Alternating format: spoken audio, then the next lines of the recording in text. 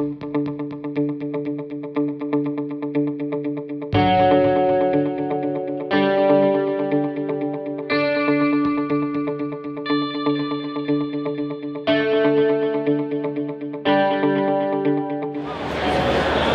I'm Gene Winfield, and believe it or not, this is my 10th year to be here at the Syracuse Nationals with the Winfield Award. You know, what I do is they enter my Winfield Award separately from the car show, and then I pick 6 vehicles from that. There might be 60, 70 entries, and I pick 6 called 6 Select, and each of those gets $1,000 to come here. So they're here now. Then I will pick 1 out of the 6, and they get my Winfield Award. This beautiful award, very heavy, hard to lift, and they also get a check for $10,000 from McGuire's. It's McGuire's money, and it's fabulous. And I'm so happy to be here again. I'm just having a ball.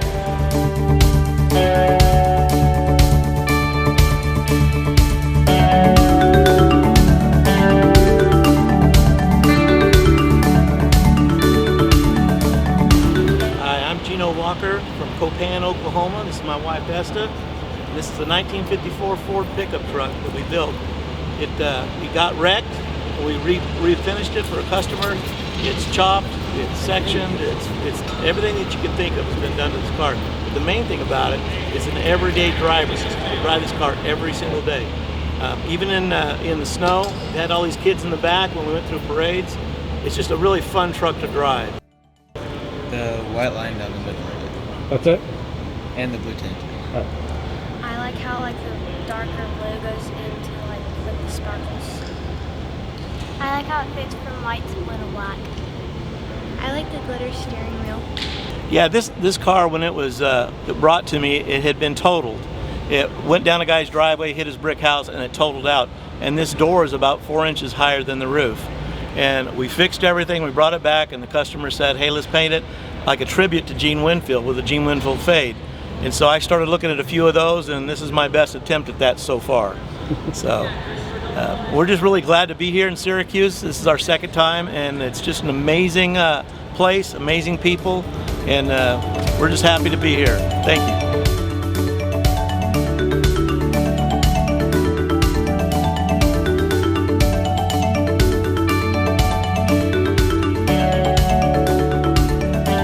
Hi, I'm Jeffrey Hess from California, and this is... My name is Mike Fillion. I'm the builder of the car, 56 Oldsmobile. Shop is located in Santa Ana, California. As a youngster growing up on Long Island, I had a 1956 Oldsmobile. It was my first car. And we looked all over for... It was a convertible. We looked all over for a convertible. We couldn't find one that fit the bill for our build. It was too nice or it was too ratty. We saw this car at an NSRA event in Bakersfield. It's a 98 hardtop, and we had been looking for a convertible, so I flippantly said to Mike, well, we can always cut the top off on this, can't we? Why not? And so we did, making it into a hardtop that is removable. The car is, heavily modified from the original. The car was a 98 model, but as you can see, we've done a tremendous amount of things to the car.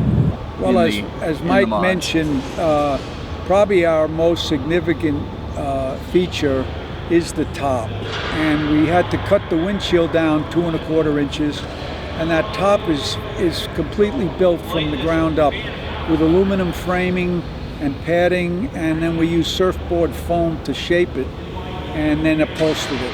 And everything on the car has been addressed. We've had a great time with it. It's been an amazing build and a great experience for sure. Tremendous journey. You learn patience. I was not born with the patience gene, but you learn patience over almost 8 years. And when we brought the car to the paint shop, he's a very well-known painter in Southern California, Doug Starbuck, Starside Designs in Riverside. He eventually told Mike and I that this was the worst car that he ever had to work on, And when it's because it's the size of the car, the amount of Yeah. the amount of hours that went into painting of the chassis, all the belly panels, the motor, the so many parts that are just painted that have to be just precise and perfect. A lot of hours, just a tremendous amount of hours.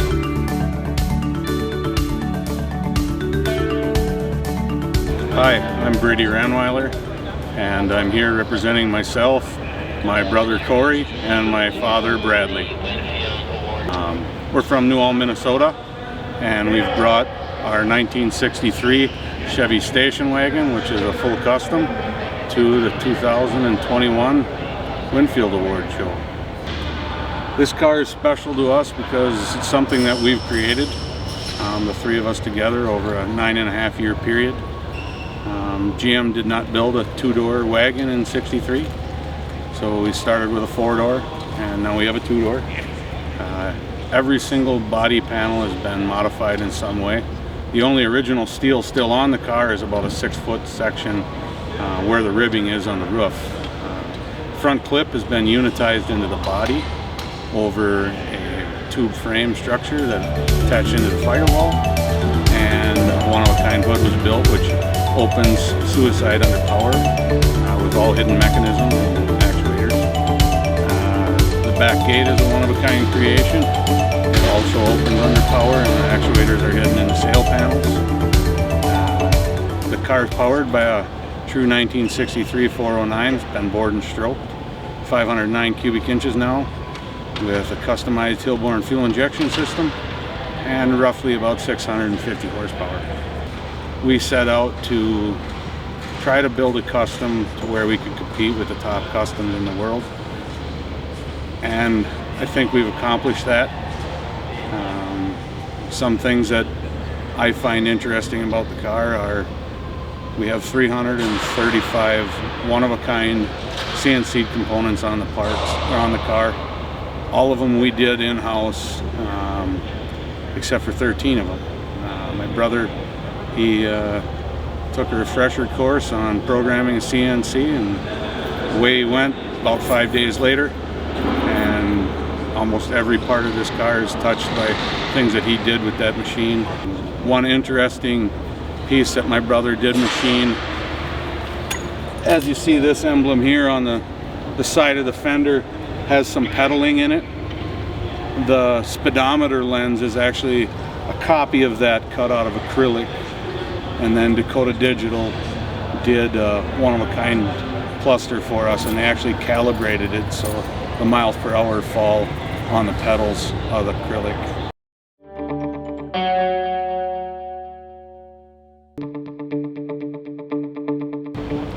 Hi, my name's Michael, and this is my wife Esther, and we have this gorgeous little Corvette behind us.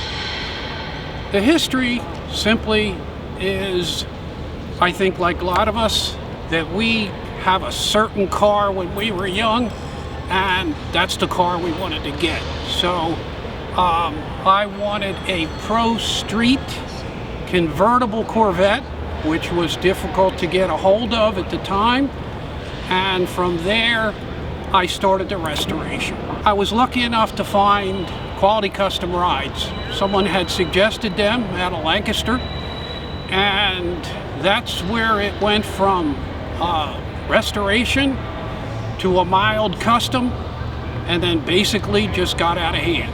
The theme behind the car is basically sexy, sassy, a little badass, and if you look at the actual shape of the car, it's based on water flow. So everything blends with that movement throughout the car, and that's what we had to try to achieve. The same thing with the interior. If you come and see that aspect of it, you'll see how that just moves as well. The most important thing for me when I bought the car, and still at this point, was the teeth in the front. So we set those up to be the 13 teeth. I had to have that, so the front end was cut, and even now we can light it up, and at nighttime what you see is that coming after you. Inside the seats, they light up, We can do it with a strobe. We can do it to music. And in this case, very subtly, we just turn it down. And if you watch it long enough, you can feel the car breathe. Something a little different that you don't ordinarily see. In the engine compartment, we did the exact opposite of what everybody else does. We don't see the engine. There are no hoses, there are no brake lines, there are no electricity. You won't see any of that. So I think, in my opinion, between Michael and myself, we've created a piece of artwork.